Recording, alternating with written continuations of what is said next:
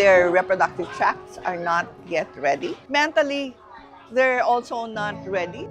Do you think these 13-year-old girls are sinning? Yes, they are sinning. Are you scared about giving birth?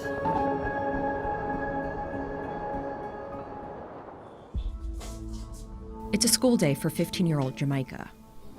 But before she gets to class, she plays with little Jamaico, her 9-month-old son. Papasok na ako pag umiiyak siya. Lilibangin ko muna siya para makapasok ako.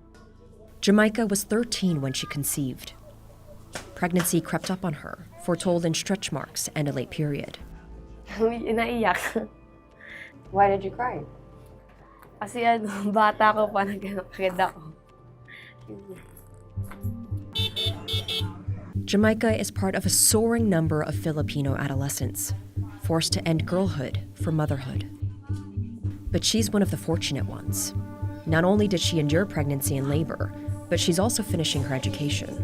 Jamaica's just on her way to school now, and you can tell that she really loves her son a lot, very much cares for him. But if she had the choice not to get pregnant so young, she would have chosen that. Here in the Philippines, teen pregnancy has been described as a national emergency. Young families often belong to the poorest communities, of fragile homes and narrow alleyways. Now, the latest government data, collected between 2019 and 2023, shows a 38% spike in the number of 10 to 14-year-olds giving birth in the Philippines.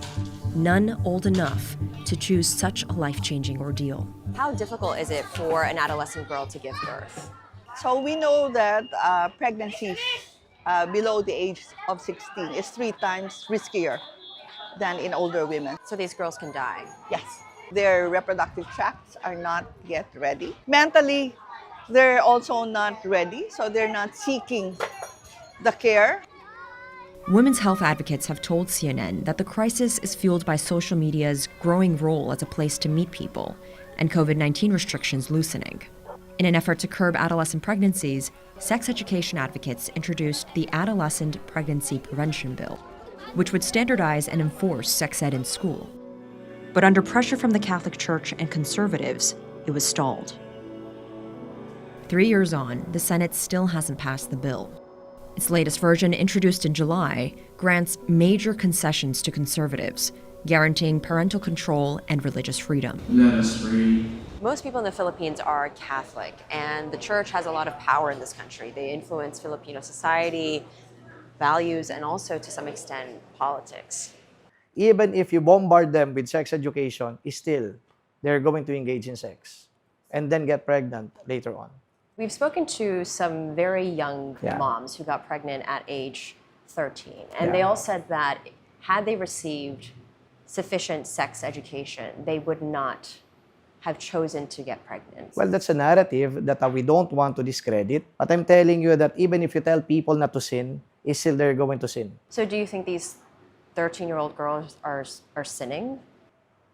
Yes, they are sinning. When they engage in sex without the benefit of marriage, it is a sin. With everything we have to root out. Conservatives against the bill have rallied around a new lobby group called Project Dalisay, or in English, Project Pure. What exactly about this sexual education program are you against? Filipinos cannot imagine the thought that the reproductive organs of their young children, as young as grade 1, will be discussed in a classroom setting. Good morning, Mr. Chair. U.S. right-wing Christian groups have influenced the debate in the Philippines.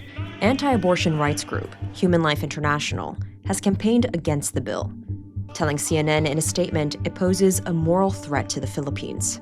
Family Watch International also told CNN that sex ed programs are inappropriate and unnecessary.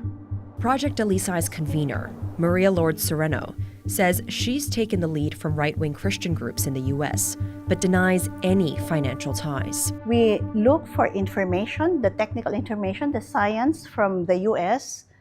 is actually very, it's important to note the science that U.S. Think tanks produce, U.S. medical experts produce.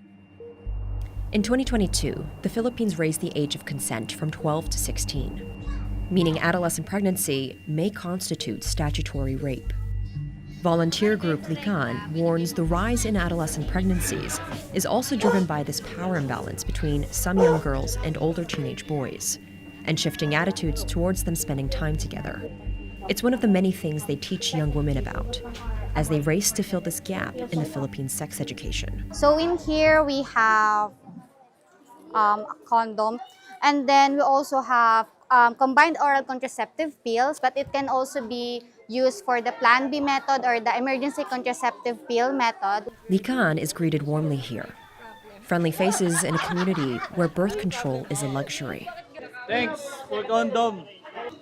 So the volunteers who are handing out these condom kits told me that they target these basketball courts because they know that young men gather here and they don't have access to good contraceptives. So they hope that with these condom kits, they'll practice safer sex. Para hindi na rin hindi makabuntis na maaga kasi alam naman natin na hindi pa natin kaya bumuo ng pamilya sa murang edad. At 14, Clara thinks she's too young to be an expecting mother.